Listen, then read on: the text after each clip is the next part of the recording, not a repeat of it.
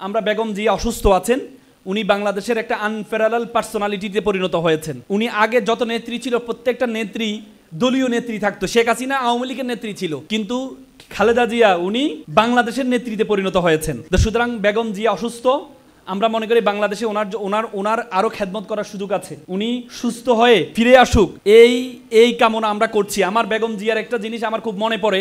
That time I was a student of university Dhaka. আমি ঢাকা ইউনিভার্সিটির ছাত্র ছিলাম তখন শেরাটন হোটেলে শিবিরের একটা ইফতার পার্টি কি জামাতের একটা প্রোগ্রামে প্রধান অতিথি ছিলেন বেগম জিয়া। 2008-এর ইলেকশনের পরবর্তীতে বেগম জিয়া মনে আছে, উনি বক্তব্যের মধ্যে উনি বলছিলেন যে আমার ক্যাবিনেটে 2 জন মন্ত্রী ছিলেন। উনি বলেছিলেন তোমাদের 2 জন মন্ত্রী ছিলেন আমার ক্যাবিনেটে। আমি যখন আমার ক্যাবিনেটে অনেক মন্ত্রী ছিল, প্রত্যেকটা মন্ত্রীকে যখন আমি বিদেশে সফরের জন্য পাঠাইতাম, রাষ্ট্রীয় সফরে পাঠাইতাম, প্রত্যেক রাষ্ট্রীয় সফরের আগে তার জন্য একটা বাজেট নির্ধারণ করা হতো, ব্যক্তিগত বাজেট এবং রাষ্ট্রীয় বাজেট নির্ধারণ করা হতো। আমি মাত্র 2 জন মন্ত্রী দেখেছি যারা রাষ্ট্রীয় সফর শেষ করার পরে 1 টাকা সহ আমাকে হিসাব দিয়ে টাকা বুঝিয়ে আমাকে দিতেন। একমাত্র আমি 2টা মন্ত্রী পেয়েছি।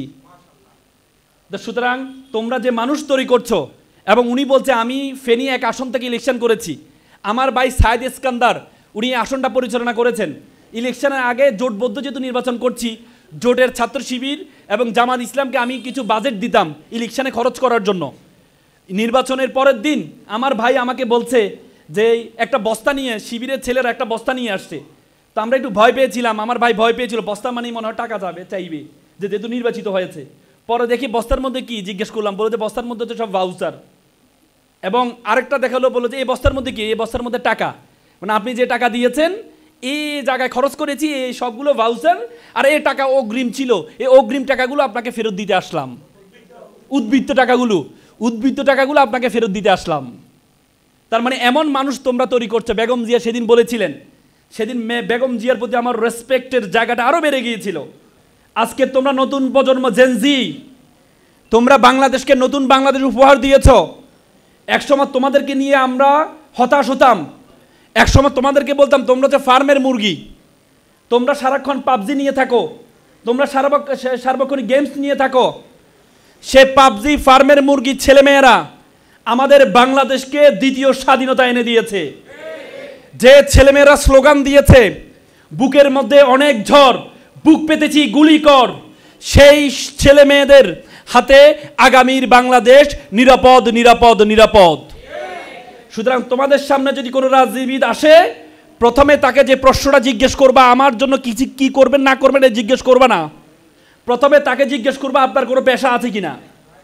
সে যদি বলে আমার কোনো পেশা নাই, তাহলে তোমরা বলবা আপনার কোনো বেলও নেই। মনে রাখবা, পেশাবিহীন রাজনীতিবিদ লাইসেন্স প্রাপ্ত চাঁদাবাজ।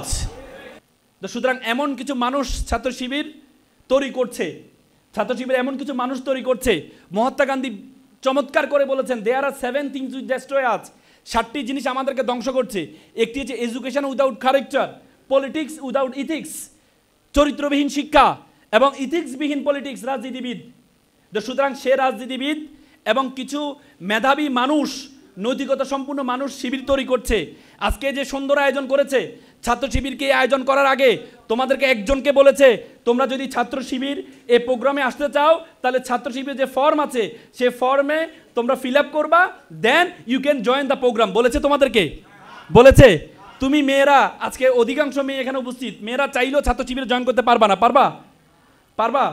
তোমরা বলতে পারো যে ছাত্র শিবির কি মেয়ে বিদ্বেষী? ছাত্র শিবির মেয়ে বিদ্বেষী না। ছাত্র শিবির হচ্ছে ইসলাম, সবসময় মনে রাখবা, ইকুইটি এবং ইকুয়ালিটি। ইকুইটি মানে সবার জন্য সমান, আর ইকুয়ালিটি মানে যার জন্য যতটুকু প্রয়োজন তাকে ততটুকু দেওয়া। একটা 3 বছরের শিশু তুমি যদি তাকে 2 প্লেটের ভাত দাও, আর একটা 30 বছরের যুবক তাকে যদি 2 প্লেটের ভাত দাও, তাহলে এটা কি সমান হবে? কারণ 3 বছরের শিশু তার চাহিদা হচ্ছে 1 মুঠ খাওয়ার, তাকে এতটুকু দিতে হবে। আর যুবকের চাহিদা হচ্ছে 3 প্লেট খাওয়ার, তাকে 3 প্লেট দিতে হবে। এটা হচ্ছে কি ইকুয়ালিটি।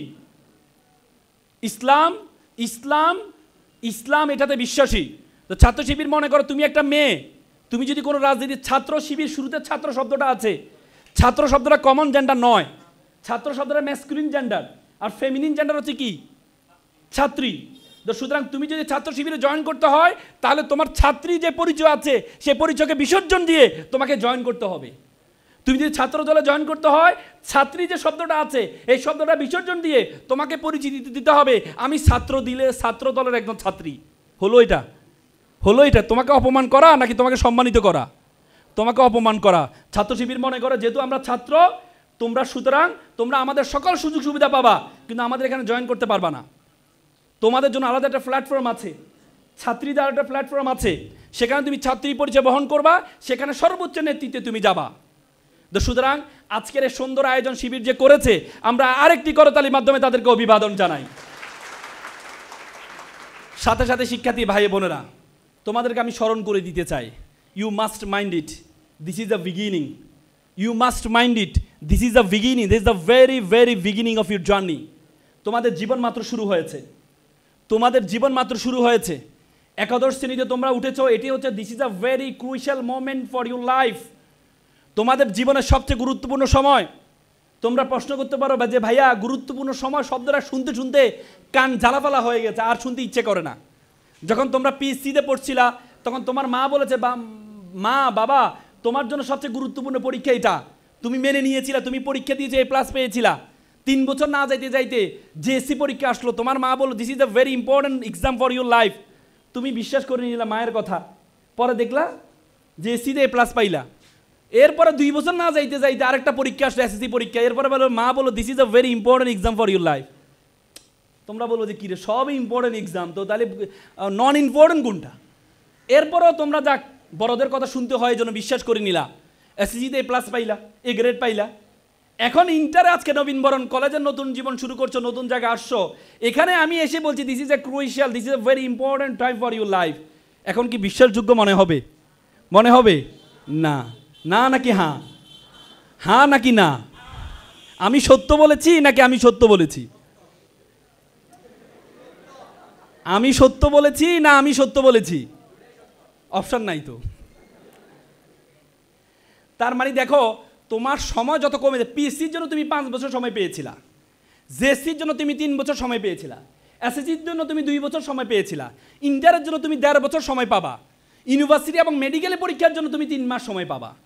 তার মানে তোমার সময় যত কমে যাবে তার গুরুত্বটা তত বেড়ে যাবে। তার মানে এখন তোমার ইন্টারের যে টাইম, এই টাইমের এক্সামটা তোমার জন্য is a very crucial moment for your life. এই সময়টাকে তোমাকে গুরুত্ব দিতে হবে, এই সময়টাকে গুরুত্ব দিতে হবে। এই সময় গুরুত্ব দেওয়ার আগে তোমাকে তোমার সম্বন্ধে জানতে হবে। এপিজে আব্দুল কালামের নাম শুনেছো? এপিজে আব্দুল কালামের নাম শুনেছো?